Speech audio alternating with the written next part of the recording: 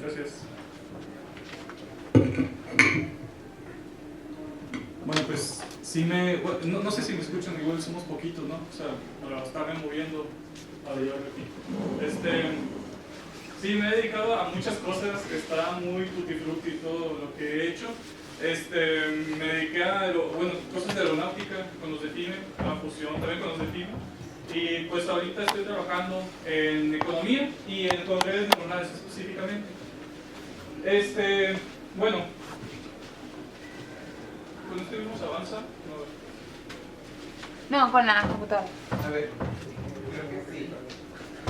Yo no te veo.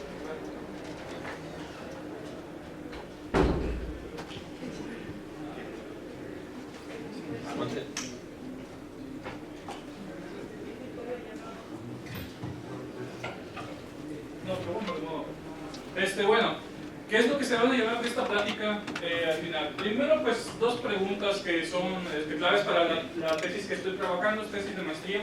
Es cómo funciona el Banco de México, que es el banco central que tenemos nosotros, y cómo funcionan las redes neuronales. Y pues, el pedacito que está ahí en medio, pues, de cómo funcionan los dos puntos, o cómo estoy intentando yo fusionarlos, pues para tener resultados que no se han obtenido hasta ahora. Primero, ¿cómo funciona el Banco de México? Primero, pues tenemos el mandato del Banco de México, que es el artículo 28, vamos a leer rápido. El Estado tendrá un banco central que será autónomo en el ejercicio de sus funciones, bla, bla. Su objetivo prioritario será procurar la estabilidad del poder adquisitivo de la moneda nacional. Eso es porque, pues todos conocen el fenómeno de la inflación, ¿no? Que es el aumento de precios.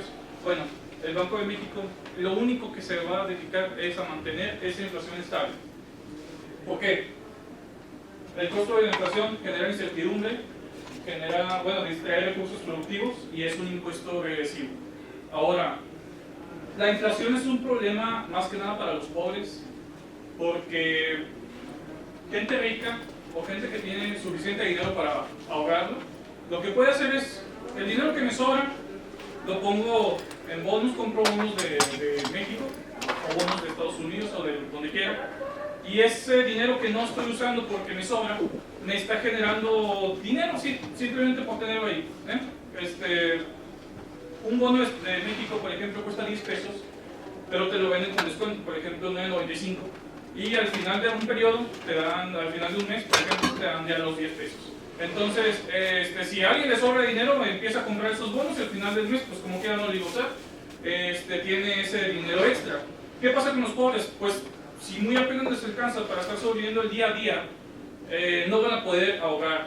Si no pueden ahorrar, no tienen ninguna ventaja tener una tasa de interés, que es la que produce el Banco de México. Ahorita vamos a ver. Entonces, lo que sucede es que cuando empieza a subir la inflación, que son el nivel de precios, los ricos, pues, ¿qué hacen? Empiezan a ahorrar un poco menos, empiezan a dejar sus ahorros, empiezan a gastar más porque tienen precios más altos, pero los pobres son los que primero, antes no tenían dinero y ahora les alcanza menos. Entonces el impuesto que tiene esta inflación es regresivo y es principalmente para los pobres, hasta que los ricos se conviertan otra vez en pobres.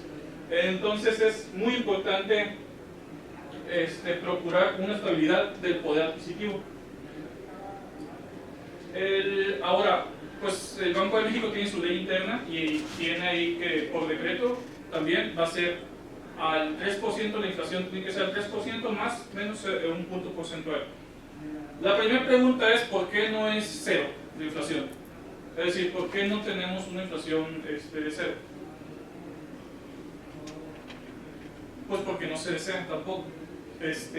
Si es de cero, es muy fácil que suba al 1, que baje al menos 1, y también la deflación, que es la inflación negativa, es bastante mala, muy pesada, sobre todo en Japón sucede eso, que tienen una deflación, tienen una inflación negativa, y aparte la gente ahorra demasiado, o sea, no está gastando la gente en Japón, son gente muy vieja, su población es muy vieja. Entonces lo que sucedería en caso de que venga una recesión en Japón, primero las empresas, ¿qué tienen? Tienen productos a cierto precio, pero nadie los quiere. Lo que hace es que empiezan a bajar los productos más, pero la gente todavía no los quiere porque son muy ahorradores. Entonces La actividad económica se paraliza en una recesión, aparte de que está mal el Estado o en Japón, nadie está comprando, nadie está vendiendo. Entonces la deflación es también como un caballo del apocalipsis para la economía cuando viene una recesión. Por eso no la queremos en cero, la queremos en un nivel que se pueda estabilizar, que es el 3% aquí en México. En Estados Unidos es el 2%, pero Estados Unidos tiene pues otra infraestructura mucho más avanzada que en México. Ahora, bueno, ya sabemos qué hace el Banco de México. ¿Cómo lo hace? Con la tasa de interés a corto plazo. Es la que les estoy diciendo.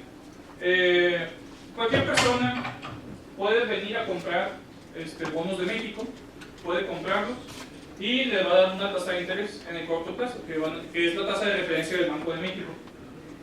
Ahora, esta tasa de interés es la que les estoy diciendo, es la normal, la que tiene el Banco de México para incentivar que la inflación no se salga de control. ¿Por qué? Hay varios canales en la economía.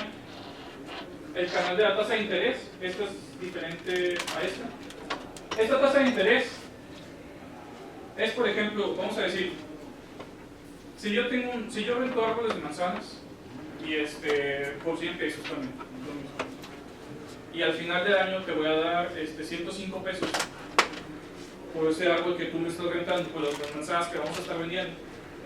Pero acá el Banco de México te está dando 108 pesos, pues ¿con cuál te vas? Pues te vas con el de, bueno, no es de referencia, te vas con el más alto, ¿no? Te vas con el que te da más dinero, simplemente porque pues así es lo que nosotros queremos, tener un mayor rendimiento. Yo no puedo decirle al árbol de manzanas que dé más, yo no puedo decirle a una fábrica que esté produciendo mucho más, yo no puedo estar haciendo proyectos que me den más simplemente nada más porque lo deseo. El Banco de México sí tiene esa posibilidad de poner la tasa de interés en donde quiera. Es porque la moneda de México es fiduciaria. ¿A qué se refiere eso? Que no tiene, muchas veces creemos que el peso mexicano o el dólar estadounidense, el euro, el yen, todas las monedas están respaldadas en oro, ¿no? Pero no, eso no es cierto. No están respaldadas ni por oro, no están respaldadas ni por las reservas del Estado, no están respaldadas por nada. Fiduciario quiere decir que la moneda de México, el billete de 20 pesos vale 20 porque así dice, simplemente porque está el número 20 en el papelito, o el 100 también. Entonces eso significa fiduciario. No imprime dinero el Banco de México, sí puede imprimir a discreción, pero no lo hace. ¿Por qué? Porque es más costoso estar imprimiendo dinero a cada rato.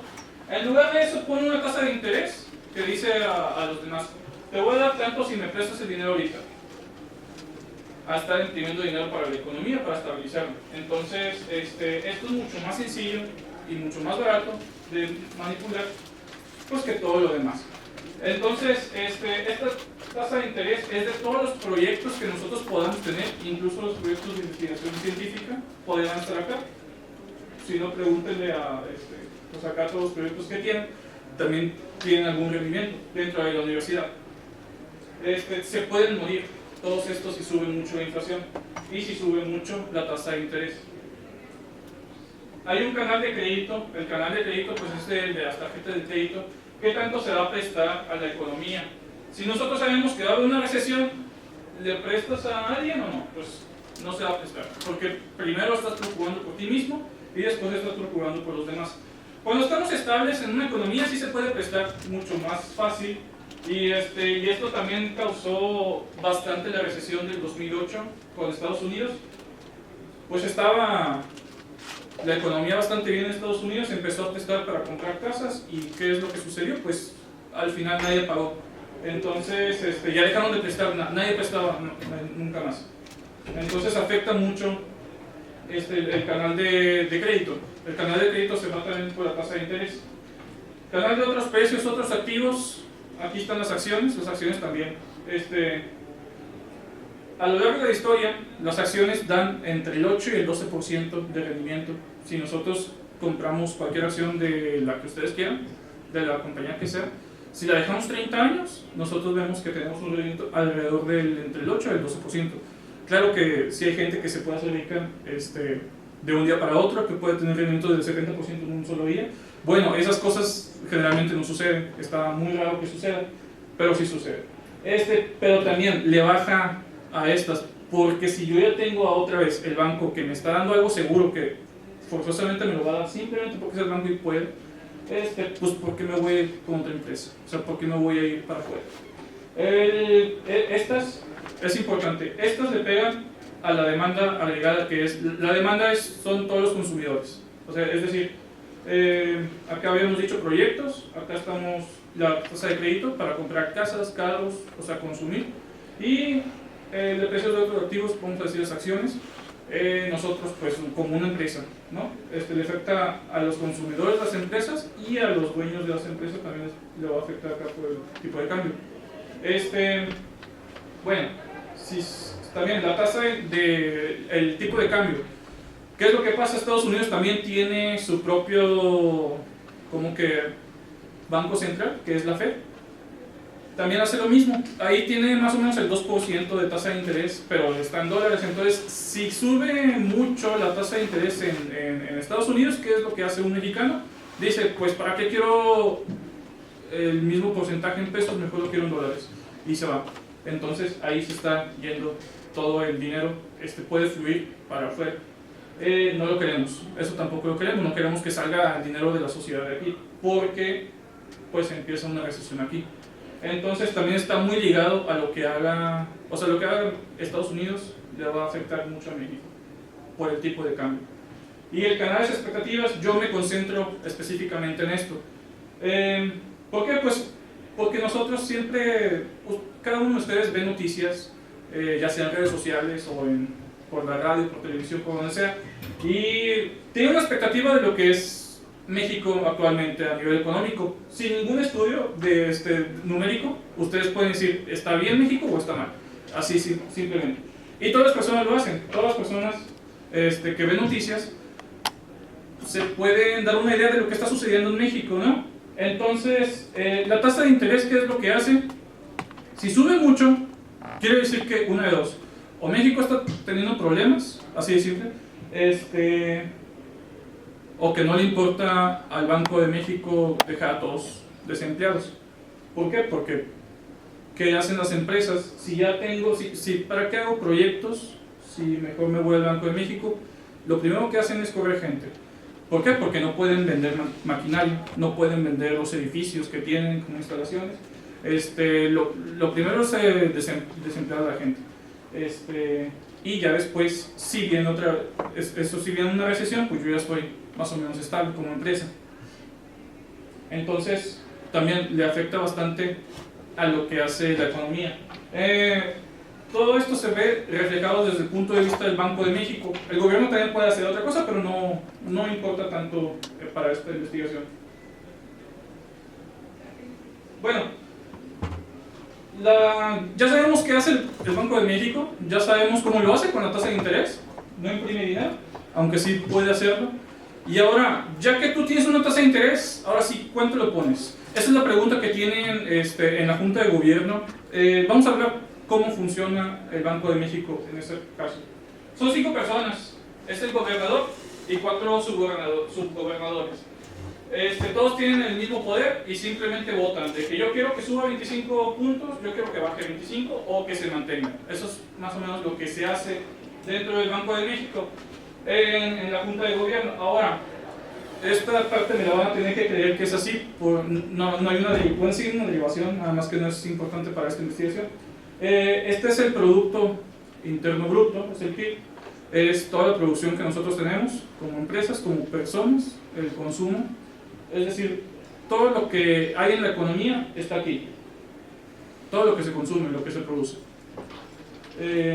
Depende de la tasa de interés, depende de las expectativas de inflación, es decir, la inflación a futuro, la inflación que va a ser el siguiente año, el siguiente mes, el siguiente periodo. Depende de la expectativa de producción para el siguiente periodo, es decir, cómo va a estar la economía el siguiente trimestre, cómo va a estar el siguiente año, cómo va a estar el siguiente sexenio, por así decirlo. Y este es pues un terminador. Esta es la inflación. Generalmente se usa pi en inflación porque es el nivel, bueno, son precios, pues es simplemente notación. Depende también de la producción, la inflación, depende de las expectativas a futuro y pues un término de error. Ahora, ¿qué es lo que se hace con estas ecuaciones? Pues como están entrelazadas entre ellos, es decir, la inflación produce así como lo estuve diciendo, la inflación, si hay un aumento de precios, ustedes como empresa, ¿qué hacen? Primero, producen más. ¿Por qué? Porque cuesta más lo que están produciendo. Y ustedes como consumidores, ¿ahora qué hacen? Consumen menos porque está más costoso, ¿no? Entonces ahí está modificando lo que sucede en la economía, la inflación. Es decir, el nivel de precios.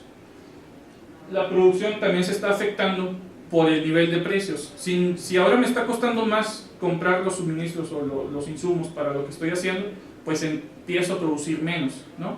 Entonces, está relacionado mucho el nivel de precios con lo que se está produciendo en la economía. Y pues, para hacer esto, vamos a iterar hacia el futuro estas dos expectativas. Y al final nos queda una sumatoria que va hasta el infinito. ¿Por qué? Porque no sabemos cuándo se va a destruir México. O sea, no sabemos cuándo va a llegar un invasor y ya va a decir de que ya no eres México, ya eres otro país, ¿no? Por eso lo hacemos hasta el infinito. Claro que no nos importa lo que va a suceder dentro de 100 años, ¿no? O sea, generalmente ya vamos a estar muertos. Pero pues como quiera, vamos a decir que México es un individuo que está optimizando algo y está optimizando durante toda su vida. Nosotros también hacemos lo mismo, simplemente que como no sabemos cuándo vamos a morir, lo que optimizamos es el tiempo que tenemos en un día, las 24 horas. Esas sí las sabemos cuándo se va a acabar y las optimizamos. Ustedes saben que se van a la misma hora siempre aquí a la universidad y llegan también más o menos a la misma hora en un periodo dado. Entonces es una optimización que se hace a lo largo del tiempo. Nada más que aquí ustedes si es algo finito, acá es algo infinito. Pues nada más haciendo la iteración de esos dos nos quedan estas dos ecuaciones. Ya dije, es el nivel de producción o el PIB, esta es la inflación, la tasa de interés que pone el Banco de México y pues son términos de error los que tenemos acá. Bueno, ya casi sabemos cómo funciona el Banco de México, ya podrían ser banqueros. ¿Qué se va a optimizar ahora? Las dos ecuaciones anteriores, el PIB y la inflación, se tienen que optimizar. ¿Por qué se pone el cuadrado? La misma razón por la que cuando ustedes hacen mínimos cuadrados en sus experimentos, simplemente para obtener una parábola que puedan optimizar, ponemos los dos términos al cuadrado. ¿El alfa qué significa? El alfa es un factor de qué tanto le importa al Banco de México destruir la economía o mantener la inflación estable. Si nosotros le ponemos aquí 0, no se va a destruir, o sea, tampoco es como que se vaya a destruir la economía. Si le ponemos aquí 0, porque nosotros vimos en el mandato del Banco de México, el mandato simplemente es la inflación, no importa el desempleo. Entonces esto vale 0. Ya no importa cómo está el desempleo, cómo está la producción en el país. Simplemente se están manteniendo los precios en un nivel más o menos promedio y pues es lo que se va a optimizar. Ahora, ¿por qué esta ecuación tiene la X y el pi? En Estados Unidos sí se optimiza con las dos, tiene un mandato dual, donde ahí sí está procurando el nivel de precios y está procurando el desempleo. ¿Por qué nosotros no podemos hacer eso? Porque, otra vez, Estados Unidos tiene una infraestructura muy diferente a la que es de México. Por ejemplo, México sí dejó de pagar una vez durante un periodo la tasa de interés que estaba poniendo. Por lo tanto, si la deja de pagar, ya se queda como un antecedente para México, donde ya no va a lograr como que una tasa limpia, ¿no? Estados Unidos nunca ha dejado de pagar su tasa de interés, por lo tanto se considera como una tasa de referencia sin riesgo. Un medio simplemente es para el momento de optimizar, pues se cancele con S2 y se vaya a una derivada, son las condiciones de primer orden que hacemos, y nos quedan para X, para pi y para la tasa de interés los valores. Aquí están ya en términos de los parámetros que teníamos. Bueno, es lo que se hace en Banco de México, es decir, nosotros ya con las condiciones que ya tenemos de la economía ya podemos sacar cuáles son los numeritos con los que vamos a trabajar y pues sabemos cuánto va a ser la tasa de interés. Ahora, esto es importante porque como quiera no produce la inflación, es decir, como quiera, aunque nosotros sepamos esa ecuación, nunca sabemos cuál es el nivel óptimo de producción. Puede ser que, por ejemplo, hace poquito hubo una noticia de nuestro presidente donde dijo, vamos a estar creciendo al 6%. Ahora, eso no se puede, o sea, nadie sabe si vamos a crecer al 6%, o sea, es imposible saber lo que va a suceder a futuro. Capaz si viene un huracán y destruiría toda la infraestructura que teníamos, y un terremoto, entonces no sabemos realmente, o sea, se puede ver más o menos lo que va a suceder, pero tampoco tan preciso, ¿no? Ni siquiera mi predicción es precisa. Y el 6% no es realista, porque México siempre crece al 2, al 3%, entonces decir 6 es como que más del doble de lo que ha venido creciendo México, cosa que no es creíble. Entonces, bueno, actualmente el Banco de México lleva a cabo una encuesta sobre las expectativas de los especialistas en economía del sector privado. Estos son con los cuates con los que yo estoy peleando, es decir, contra los que yo voy a estar comparándome, para ver si ellos son los expertos o si soy yo. Donde se muestran los pronósticos de variables macroeconómicas del país. Aquí está la inflación, aquí está el PIB, aquí está el desempleo, aquí están otras variables de Estados Unidos también, pero lo que se espera al siguiente periodo, es decir, al siguiente año. Por otro lado, la tasa de interés que la decide el Banco de México, cuando la decide siempre lanza un anuncio que es un PDF, simplemente es un documento que dice, es un anuncio de política monetaria, que empieza con varios párrafos de la perspectiva macroeconómica internacional que nos rodea, es decir, cómo está Estados Unidos, cómo está Europa, cómo está Asia, cómo están las peleas políticas entre esos países. Después sigue a un tema más interno, más nacional. En nacional, ¿cómo estamos? ¿Cómo estamos dentro de México en las variables macroeconómicas? Se ha visto que tiene buena producción, mala producción, lo que sea. Después de tener un resumen de ese panorama macroeconómico, lo que hace el Banco de México siempre dice, decidimos tal tasa de interés por estas razones, y ya. Entonces ellos votaron, son 5 personas que votaron, y votaron para toda la economía.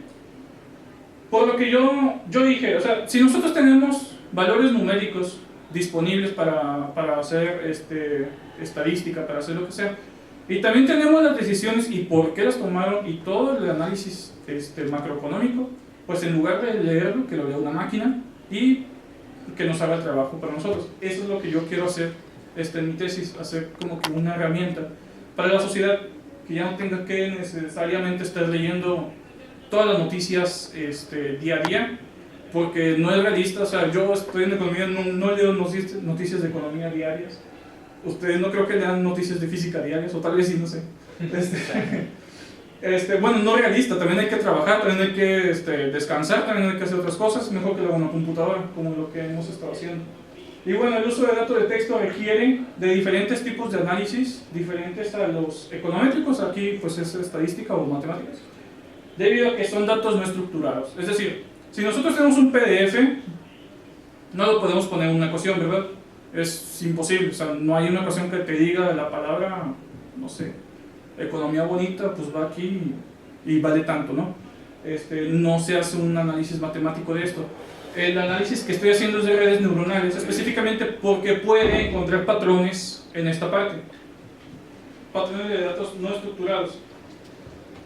Aparte de que los datos no estructurados son los más abundantes que existen de manera pública, los textos, las imágenes, los audios, los videos, todos esos existen de manera pública, que se puede accesar y que no se utilizan. ¿Por qué? Porque no caben en ecuaciones.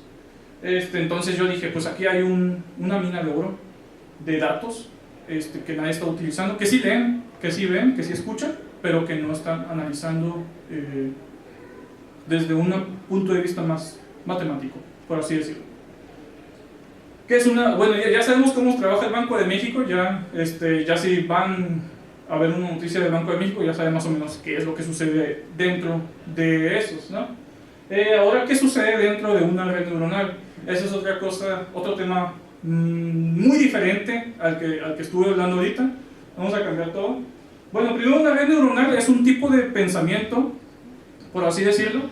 Es una inteligencia artificial que es un algoritmo donde tenemos datos de entrada y a través de un proceso tenemos datos de salida.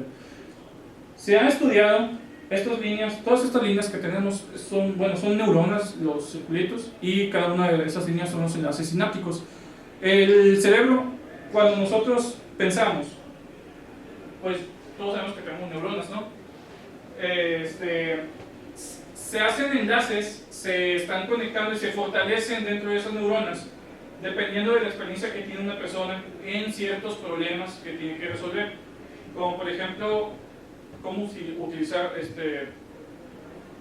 una motocicleta, un carro. Eso se va aprendiendo. Al principio nadie sabe cómo usar un carro, pero se van fortaleciendo los enlaces que conectan pues a la vista con los pies, con las manos, pues para mover una motocicleta o cualquier maquinaria, ¿no? Se van fortaleciendo y también se van debilitando enlaces sinápticos. ¿Por qué? Porque también debilitar es una forma de pensar. Vamos a decir, si nosotros somos muy asustadizos por el ruido, pero sabemos que están construyendo algo aquí afuera y hay un golpe fuerte, pues ya al final no te asustas, ¿no? Porque ya sabes que es de la construcción. Entonces se debilita esa conexión entre neuronas que te haría que saltaras a cualquier ruidito, porque ya estás aprendiendo que no corresponde a un peligro, ¿no? Entonces el debilitamiento de las neuronas o de los enlaces sinápticos también es un tipo de aprendizaje. No simplemente se tienen que fortalecer enlaces, se tienen que destruir algunos. Bueno, y también se logró reconocer a las redes neuronales como un tipo de pensamiento universal. ¿Por qué? Porque con todo esto podemos realizar compuertas lógicas como lo son el AND, el OR, el XOR. Todas las compuertas que ustedes ven en circuitos digitales en sus clases se pueden reproducir otra vez con una red neuronal. Entonces, si ya tenemos esta red y ya sabemos que es una forma de lógica universal matemática, pues ya podemos meterle cualquier tipo de datos y a ver qué sale, ¿no? Bueno, eso es lo primero que se me ocurrió a mí.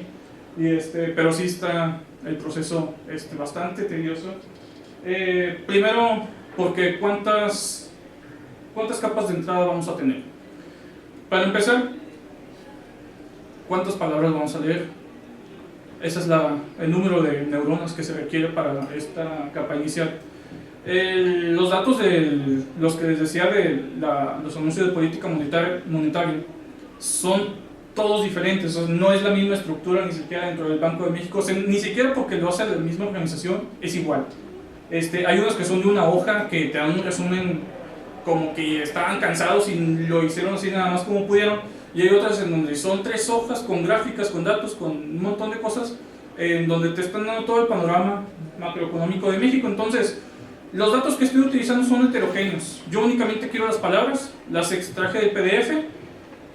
Lo que hice fue de que el documento más largo tenía, ahí te voy a decir qué procesamiento le hice, tenía 2292 palabras. Entonces dije, todos los documentos van a tener esa longitud. Lo que hago es que empiezo con un vector de palabras hasta donde termina, y a partir de ahí, si todavía sobran espacios vacíos, los pongo como con un 0. Ese 0 pues ya para llenar el vector, ¿no?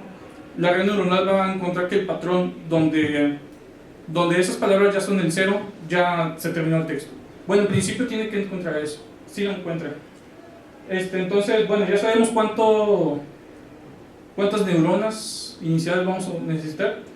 Las finales, bueno, eso nada más es la inflación, porque yo lo que estoy diciendo es que a partir de la información que está recibiendo la neurona o la red neuronal, me calcule más o menos qué espera de la inflación. Una vez que leyó todo el texto, ¿qué espera de la inflación de esta red neuronal? Estas que se llaman capas ocultas o neuronas ocultas son más difíciles de saber cuántas son las verdaderas que tengo que utilizar. ¿Por qué? Porque no hay nada que te diga, tienes que utilizar tantas, así como estas. Yo sé que tengo que utilizar 2292 y al final la capa de salida tiene que ser únicamente una, porque son los datos con los que cuento.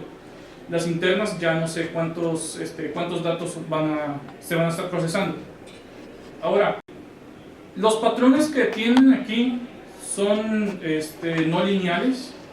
Ahí se ve que todos están conectados con todas, por lo tanto ya no, los enlaces sinápticos iniciales que tenemos en la primera capa oculta no valen lo mismo que los enlaces que tenemos en la segunda capa o en la tercera capa o en la final, ¿no? Entonces ya no es lineal, cada uno de los parámetros cada una de la información que le estoy metiendo la está procesando con una función que no es lineal.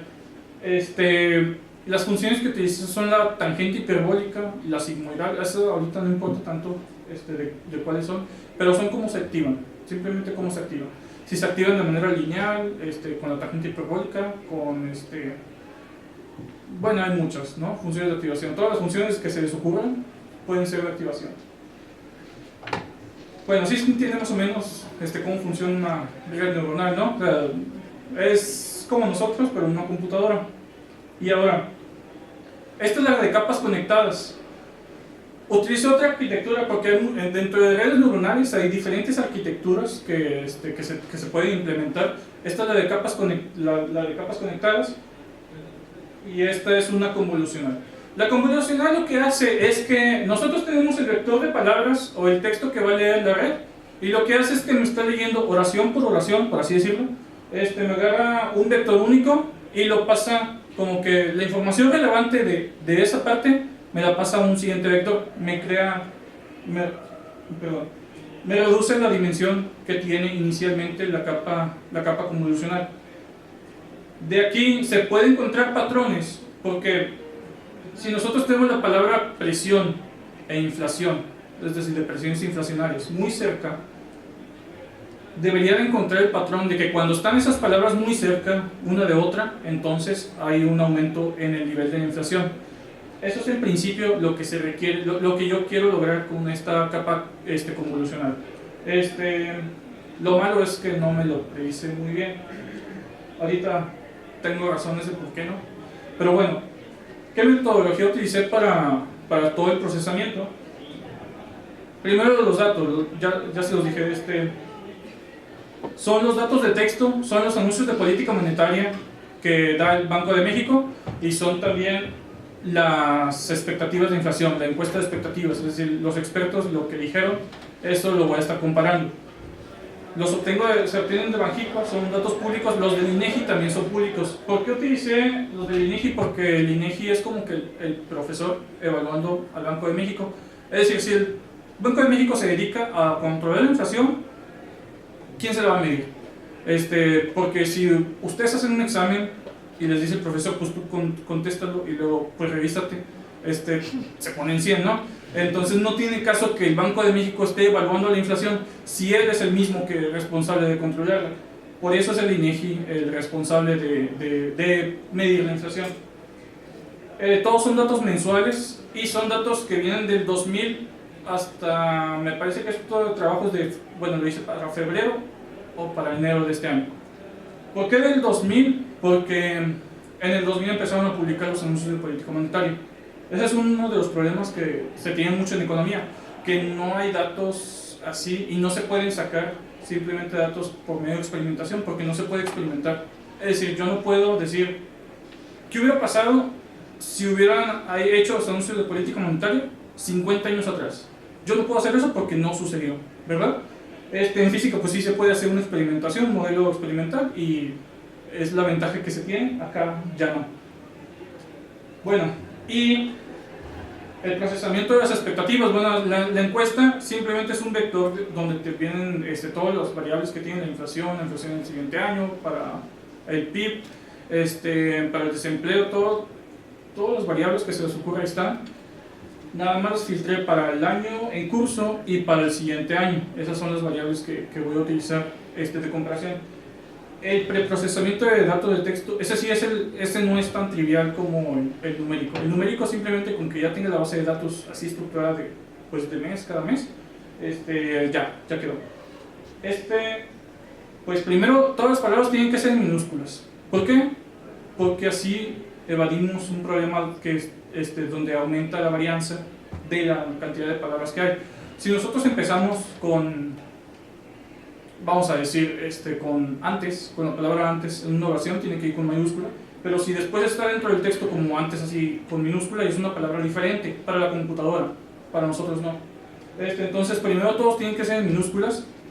Se quitaron palabras que no dan información relevante, que son todos los pronombres, que son todas las conjunciones. Por ejemplo, si yo pongo la palabra él varias veces repetida en el texto, pues no me da información, ¿verdad? Si yo pongo la palabra inflación, sí, Si yo pongo la palabra declive económico, bueno, las dos palabras declive económico, esas también me dan información. Si yo pongo la palabra y, ya no, o sea, la conjunción y, ya no. Entonces, quito todas esas que no dan información relevante y pues me quedo con un vector de palabras individuales, así como lo vieron acá. O sea, esta es una palabra, el siguiente vector o siguiente elemento es otra palabra, así, las 2292. Ese es el preprocesamiento que se tiene que hacer de los datos de texto. Ahora, para la red neuronal, la completamente conectada, pues es la arquitectura más usual. Si nosotros vamos a empezar un curso de redes neuronales, empezamos con este primero. Es como que la primerita que se estudia en redes neuronales o machine learning, y después la convolucional. La convolucional pues da la ventaja, la que dije, como agarra secciones específicas, no agarra todo el texto, empieza a ver patrones en pedazos más pequeños que todo el texto. Entonces yo le puse más o menos que agarraba de 10 palabras en 10 palabras, que más o menos eso es una oración, y que me empezara a buscar patrones dentro de oraciones específicas.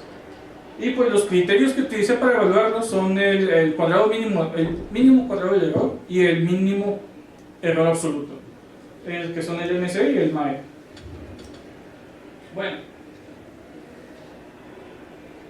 por ejemplo, contra ellos estoy peleando contra las expectativas. Se pueden dar cuenta que sí son bastante precisas al momento de predecir la inflación. Aquí también hay un choque bastante grande, pero porque ya se esperaba que fuera grande la inflación en este momento.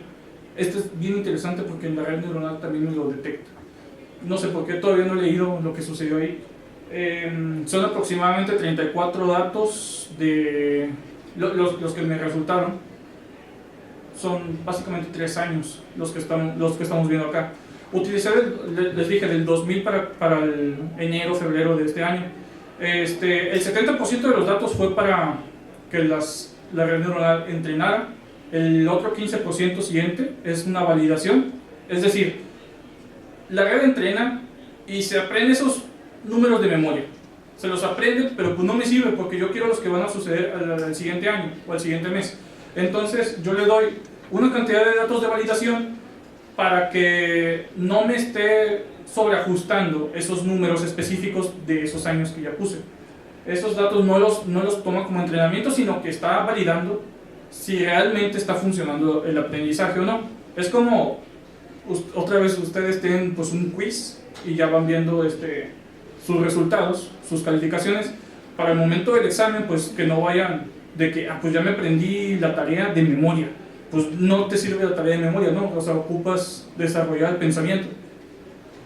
Bueno, estas son las expectativas, es lo que hacen los expertos, y ese es un resultado mío. Esa es otra vez donde les dije que parece que algo dijeron en el documento que sí me lo detecta esta red. Es decir, al principio está muy feo y siempre tengo consistentemente que esto está mal. Los primeros datos siempre me salen mal en la red neuronal. Casi siempre me sale este pico y lo demás se puede ver que tiene un patrón, ¿no? Más o menos sigue el patrón que tiene la inflación. La inflación es el de azul. Y al final pues sí, ya más o menos se parece a lo que está sucediendo en la vida real. Bueno, esa es una prueba. Esta es otra de las pruebas, otra vez el pico acá, en esta parte. No sé qué sucedió, creo que sí lo voy a tener que leer para decir que sí pasó algo. Pero después de eso la inflación empezó a subir. O sea, después de que hubo esta expectativa en este mes, la inflación empezó a subir en México. Bueno, ¿por qué tengo que hacer varias pruebas? Una red neuronal, aunque sea un algoritmo y aunque nosotros decimos que es aleatorio, pero no es aleatorio, no podemos, aunque pongamos un seed, no sé si sean muy relacionados a lo que es en programación un seed es como que una variable inicial, y a partir de ahí, aunque hagas pruebas aleatorias, te van a salir siempre los mismos resultados. Es para validar que estamos haciendo algo correcto, es un seed. Aunque yo pongo ese seed, la red neuronal siempre me arroja resultados diferentes. ¿Por qué? Porque los valores iniciales, no sé por qué me los agarra, bueno, sí sé por qué, pero siempre son aleatorios los valores iniciales y realmente no le importan ¿Cuáles son los iniciales? Lo que le importa es el final. Lo que le importa es lo que llegó a aprender al final. Entonces nunca se puede repetir una red neuronal. Es una de las desventajas también de utilizar esta metodología. Vale. Perdón que se interrumpa, pero o sea, ¿no le estás dando los mismos datos de entrada entonces? Los mismos datos de entrada sí, pero los valores iniciales de la red neuronal, es decir, los enlaces sinápticos, me refiero. Esos son los que no son iguales. Las líneas Ajá. no son iguales. Los datos de entrada, las neuronas, la cantidad de neuronas, todo eso es igual. Pero lo que no es igual son el valor de los enlaces sinápticos, es decir, el pensamiento que tiene, bueno, por así decirlo, el pensamiento que tiene la red neuronal. Bueno, esos son los dos resultados que obtuve con la red de capas conectadas. Ahora, la capa convolucional no fue muy buena en predecir la inflación en la magnitud, sino en los patrones sí la predijo bastante bien.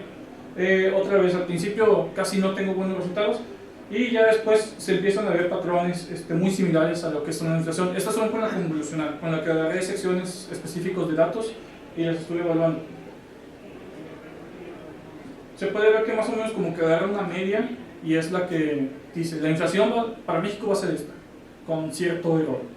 Entonces no me sirvió tanto. En teoría esta debería haber sido la mejor. Tengo propuestas de cómo mejorar esto porque me parece que estoy haciendo algo mal, pero pues en la Facultad de Economía casi nadie sabe de redes neuronales, entonces no me contestan esas dudas que tengo. Esto es también otro de los retos en los que me metí con esta tesis. Bueno, con datos numéricos no hay problema, para nada. Es por eso que intenté darle texto, o sea, incluir datos de texto para este trabajo, porque con datos numéricos sí supero muy fácilmente a los expertos de economía. Son datos numéricos que utilicé, se le metió una red neuronal, me predice la línea naranja y pues como ven, sí la predice correctamente. Entonces, no tiene tanto chiste, es como un modelo con esteroides que nosotros usamos los mismos datos y me lo predice bastante correcto. Entonces, esta es una de las ventajas que tengo. Si yo incluyo, bueno, el trabajo que voy a tener que hacer ahora en este tetra es incluir los datos de texto y los numéricos y fusionarlos en una sola arquitectura. Eso es algo difícil, que no se puede hacer. Bueno, sí se puede hacer, pero con una arquitectura como la que estoy utilizando, no. Tiene que ser una fusión diferente. Bueno, ahora los criterios que les dije, que son el MSE y el MAE, las especificaciones aquí puse nada más 2 redes neuronales de cada una, los datos numéricos, la red neuronal con datos numéricos y la media de expectativas, es decir, los expertos lo que habían dicho. La predicción, como pueden ver con este criterio, es bastante alta. Para la capa completamente conectada es menor el error, pero no supera las expectativas, que es de 0.6 más o menos. Es decir, todavía estoy muy alejado con datos de texto. Como quiera, esto lo estoy haciendo con datos de texto, es decir, no estoy utilizando ningún número para hacer este tipo de predicción. Los datos numéricos sí me superan a las expectativas, por casi el doble, entonces ahí sí lo superé. El MAE, que es otro criterio, también lo mismo, más o menos el mismo poder predictivo, pero recordemos, era como una media, entonces el poder más o menos es el mismo para la convolucional. Otra vez, aquí lo superé por muy poquito, pero lo superé con las expectativas. Y pues bueno, entonces sí tengo un poder predictivo con redes neuronales usando datos de texto, pero no sirve de nada porque no superan lo que ya tenemos en la economía, es decir, no supera a lo que ya me está diciendo gratis un documento que yo puedo leer, que yo puedo abrir y pues que no tengo que hacer nada, ¿verdad? Entonces, esta es la herramienta que yo intento dar para la sociedad, un mejor poder predictivo. Lo puedo hacer simplemente con esto, pero pues lo interesante es usar datos que no sean usados antes. Bueno, ya después de que hice esta prueba, de que ya tengo más o menos 3 años de resultados predictivos, hago una prueba de causalidad de Granger. Esta prueba de causalidad no es causalidad como nosotros conocemos la palabra causalidad, es decir, que si yo abro la puerta se va a escuchar más ruido, es una causalidad, no. Bueno, esta prueba de causalidad no significa que algo está causando, así en ese sentido, a otra variable matemática, porque estadísticamente nunca podemos probar causalidad. Podemos probar correlación, que eso es lo más cercano, bueno, se puede confundir bastante con causalidad, pero no es tal cual la palabra. Entonces, pi es la inflación y pi asterisco es la que yo predije. Nuestra hipótesis nula estadística es que beta 1 y beta 0, que son estos parámetros, es decir, que estos parámetros son 0, ¿por qué? Porque no están afectando a la inflación. Y la alternativa es que son diferentes de 0, es decir, sí está afectando, o sí está causando, por así decirlo, en el estilo de Granger, a la inflación. Al hacer este tipo de prueba de causalidad, me resulta un p-value bastante alto, por lo tanto, pues no podemos decir o sea, es decir, que los datos de texto estén causando a la inflación, que es lo que yo espero. Voy a volver para atrás otra vez.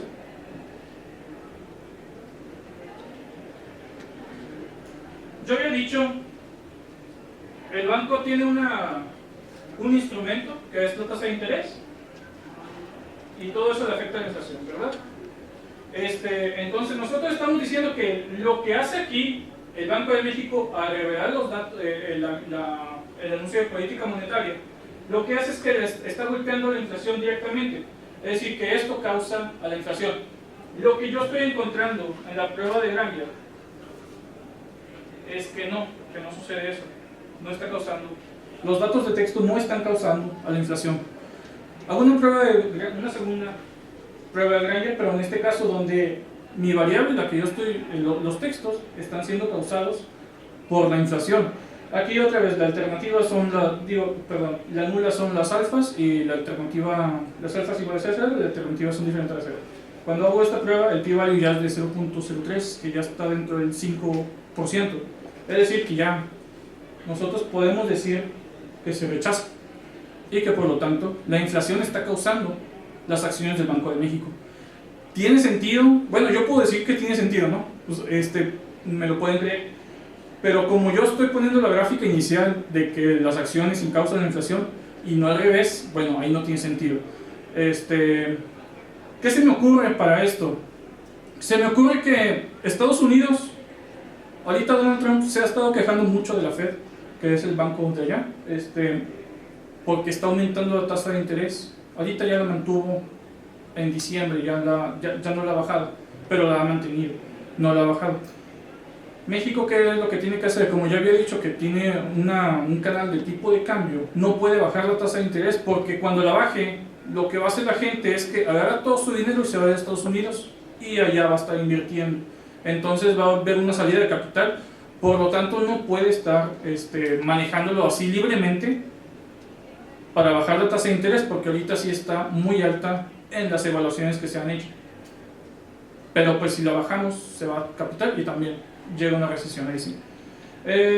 Entonces, lo que yo creo que está sucediendo es que la inflación está siendo causada también porque hay bienes que se están importando y exportando entre Estados Unidos principalmente, que es el principal socio de México, y pues ahí le está golpeando a la inflación, que está golpeando que actúe el Banco de México. Es decir, que está pasando lo contrario de lo que debería suceder.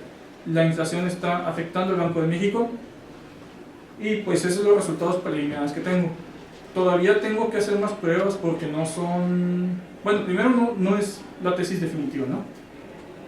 Ya tengo algunos resultados. Tengo que ver si estoy interpretando esto de manera correcta o si estoy haciendo algo mal, o los dos.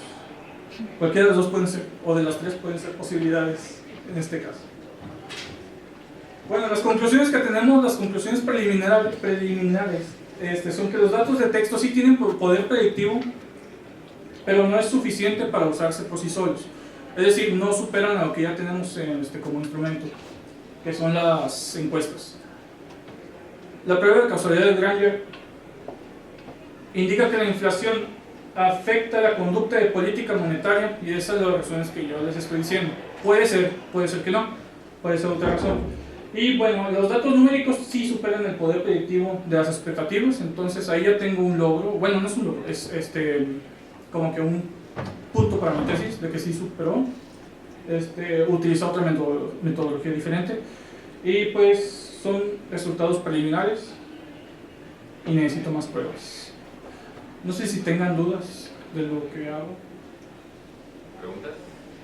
¿Cómo empezaste en esto del mundo de las redes neuronales? Bueno, soy egresado de física y extraño mucho la física y en economía no hay física. Entonces, me interesa mucho la macroeconomía, está muy divertida porque en lugar de estar viendo a una persona cómo actúa, lo que yo estoy viendo es cómo un país está actuando con sus vecinos, que son Estados Unidos, todo Latinoamérica y los demás países que también están afectando, ¿no? Y dije, primero me voy a ir por macroeconomía, que es lo que me interesa. Tengo que agarrar una variable, ya hay muchas, dije la inflación. ¿La inflación por qué? Por lo que dije, como es un impuesto regresivo, es para los pobres. Pues atacar la inflación es diferente a estar estimulando la economía, ¿no? Ahí como que ya estás dando la ventaja de que no sea un impuesto para los pobres, sino que ya se mantenga como que estable para todos, ¿no? Es que la inflación, como lo expliqué, afecta más a los pobres que a los ricos. Afecta a todos, ¿no? Más a los pobres que a los ricos. Entonces es importantísimo controlarla. Y así controlarla dije, pues también está muy aburrido. Vamos a meterle redes neuronales y ahí salió el tema. Sí. ¿Y se te hizo difícil empezar con eso? Empezar con redes neuronales sí, porque nadie allá las utiliza. Y si tengo una duda, nadie me la contesta. De hecho, no sé si aquí alguien sepa que puede contestar dudas. A mí. ¿Al que sepa qué? Redes neuronales. Ah, No, bueno, sí, fue difícil en ese aspecto. Que no hay profesores que yo les pueda decir. Tengo el problema de sobreajuste, ¿cómo lo resuelvo? Tengo el problema de que, por ejemplo, la capa convolucional al principio no me funcionaban con esos datos. ¿Por qué? Porque tenía que haber una capa que es el embedding, que es como que me clasifica las palabras por números. Ya las tenía clasificadas, pero no sé por qué la red neuronal me quería volver a clasificar otra vez las palabras, como que con su metodología, no sé. Yo no sabía eso. Entonces, ahorita lo estoy utilizando así tal cual, me lo estoy aprendiendo y me está funcionando. Y esa es la razón, yo creo que esa es una de las razones por las cuales tengo estos resultados, de que es una media, de que tal vez no esté bien implementada esa, específicamente esa, la otra sí está bien, y pues sí, es difícil. Pero no pones redes o reglas de selección. O sea, por ejemplo, si tengo miedo, pues se genera una causa en el cuerpo, se resuelve el corazón, y pues tiene que haber parámetros para poder desarrollar una sinapsis en una red neuronal, pensando en el cuerpo. Aquí tú tratas de controlar el efecto de inflación y tiene que tomar decisiones la red para emitir una acción.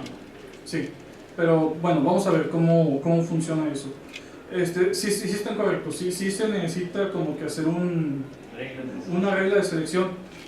Sin embargo, yo no la voy a poder hacer, lamentablemente, no se va a poder hacer. ¿Por qué? Cuando nosotros pensamos o cuando nosotros estamos aprendiendo, hay patrones, por ejemplo, cuando vamos a chocar con una persona, ¿qué hacemos? Nos movemos o para la izquierda o para la derecha. Y muchas veces la otra persona se mueve también para el mismo lado. Entonces, ¿cómo le hacemos para predecir a dónde se va a mover la otra persona? No sabemos. Hasta que ya estamos a punto de chocar, ya nos vamos por un lado específicamente y que el otro se vaya por el otro, ¿no? Pero ¿cómo vamos a seleccionar? ¿Cómo tenemos esa regla de selección cuando no sabemos lo que va a suceder a futuro? Ahí más o menos es lo que yo podría decir. Ahora, otra cosa es que los patrones que encuentra la red neuronal no me dice qué patrones tiene. Por ejemplo, hay un caso donde querían evaluar con fotografías cuáles eran los criminales, la cara de un criminal, para ver si había patrones en las caras de unas personas que podrían ser criminales. Entonces resulta que las imágenes que utilizaban pues tenían el